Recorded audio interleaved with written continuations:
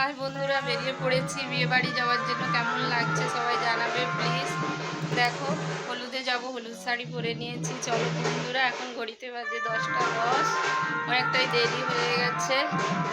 তো চলো, তোমাদের সঙ্গে দেখা হচ্ছে গায়ে হলুদের ভিডিওটা। তোমরা খুব শিগগির তাড়াতাড়ি পেয়ে যাচ্ছ। চলো টাটা।